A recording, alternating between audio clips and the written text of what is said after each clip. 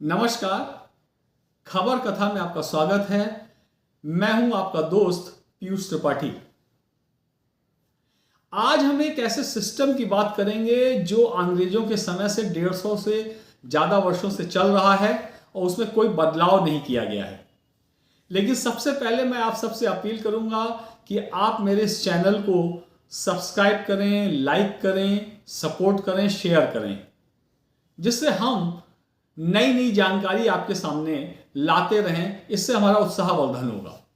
तो हम बात कर रहे हैं एक ऐसे सिस्टम की जो अंग्रेजों के समय से चल रहा है, कोई बदलाव नहीं हुआ।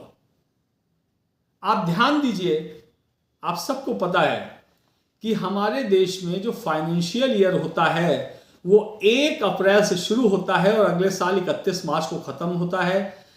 31 मार्च को क्लोजिंग होती है, बैंक बंद रहते हैं, सारे हिसाब किताब की क्लोजिंग होती है। सरकारी हो या निजी संस्थान हो, सबको अपना हिसाब किताब जो क्लोजिंग करनी है वो 31 मार्च तक होती है। टैक्स की गणना भी 31 मार्च तक की जाती है। 1 अप्रैल से लेके अगले साल 31 मार्च तक जो आपकी कमाई है, जो इनकम आय है, उसी पर टैक्स की गणना होती है। बजट के जो भी प्राविधान होते हैं वो भी 1 अप्रैल से ही लागू किए जाते हैं। बजट आता है फरवरी में, लेकिन सरकार जो प्रस्ताव करती है, जो भी बजट में उसको लागू करना है, वो सारी चीजें 1 अप्रैल से लागू होती हैं। तो आखिर ऐसा क्यों? ये जो प्रणाली है, जो फाइनेंशियल ईयर है, वो अंग्रेजों की देन है। उन्हीं अंग्रेजों की जिनका कैलेंडर पूरी दुनिया में इस्तेमाल किया जाता है, ग्रेगोरियन कैलेंडर।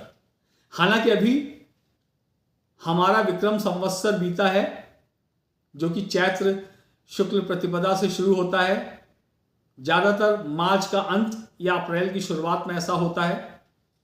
लेकिन जो अंग्रेजी नया साल है, आप सबको पता है, 1 जनवरी से शुरू होता है। ग्रेगोरियन कैलेंडर के हिसाब से चलते हैं और 31 दिसंबर को खत्म होता है। तो फिर आखिर ऐसा क्यों कि साल तो 31 दिसंबर को खत्म हो रहा है, लेकिन जो आप फाइनेंशियल प्लानिंग कर रहे हैं, जो आप वित्तीय गणना कर रहे हैं, जो हिसाब किताब लेखा जोखा है, उसको आप 1 अप्रैल से 31 मार्च के बीच में कर रहे हैं। यह अंग्रेजों की देन है। बात करते हैं आजादी से काफी पहले। 1867 में अंग्रेजों ने यह व्यवस्था लागू की। अंग्रेज उससे बहुत पहले आ गए थे देश में, धीरे धीरे उनका राज हो गया था। तो जो ब्रिटिशर्स यहां रहते थे,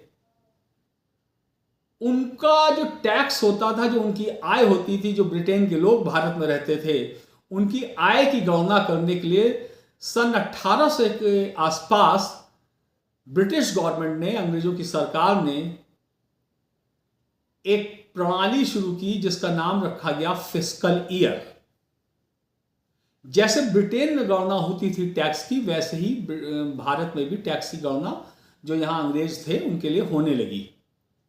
क्योंकि अंग्रेज में, माफ कीजिएगा, अंग्रेजों के यहां ब्रिटिश जो उनका जो देश है, ब्रिटेन है, वहां पे टैक्स की गणना 1 अप्रैल से 31 मार्च के बीच में होती है।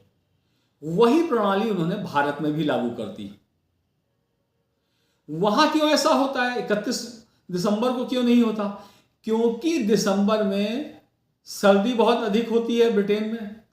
दूसरा, उनका जो सबसे बड़ा त्योहार है क्रिसमस, वो दिसंबर में होता है। 25 दिसंबर को यीशु मसीह का जन्मदिन होता है। छुट्टियों का माहौल होता है। तो इसलिए अंग्रेजों ने यह व्यवस्था शुरू की कि 1 जनवरी के बजाय हम 1 अप्रैल से टैक्स की गणना करेंगे। भारत में भी लंबे समय तक अंग्रेजों का शासन रहा, इसलिए उन्होंने वही प्रणाली 1867 में, यानी 150 साल से पहले लागू कर दी, जो आज तक चल रही है। भारत सरकार ने भी इसमें बदलाव नहीं किया। शायद इस वजह से नहीं किया कि भारत सरकार के भी अनुकूल है ये प्रणाली। किस तरीके से, ये भी आप समझिए। हमारा जो देश है, हमारी जो अर्थव्यवस्था है भारत की, वो कृषि प्रधान है। भारत एक कृषि प्रधान देश है। ये जो मार्च का महीना होता है, वो अंत होता है, एक तरीके से नई फसल आने का समय होता है। फसलें पक रही होती हैं, अंतिम समय में होती हैं, फसलें पक के तैयार होती हैं और नई फसल आती है। इसी पे हमारी अर्थव्यवस्था आधारित है। अगले कुछ महीनों में मानसून आने वाला होता है। इसलिए भारत के लिए भी ये प्रणाली मुफीद थी, अच्छी थी। इसलिए शायद यही वजह है कि आज भी ये प्रणाली देश में वैसे ही चल रही है जैसी आज से 150 साल पहले अंग्रेजों ने लागू की थी। और हम लोगों के बैंक की क्लोजिंग्स, जितने भी वित्तीय लेन देन होते हैं, उनका सारा लेखा जोखा 31 मार्च तक रखा जाता है। तो आज हमने ये जानकारी आपसे साझा की। आगे भी हम किसी एक नए विषय पे चर्चा करेंगे, आपके साथ एक नया विषय लेके आएंगे। तब तक आप हमारे खबर कथा को देखते रहिए, अपना सपोर्ट दीजिए, सब्सक्राइब करिए, लाइक करिए और हमारे साथ बने रहिए। धन्यवाद।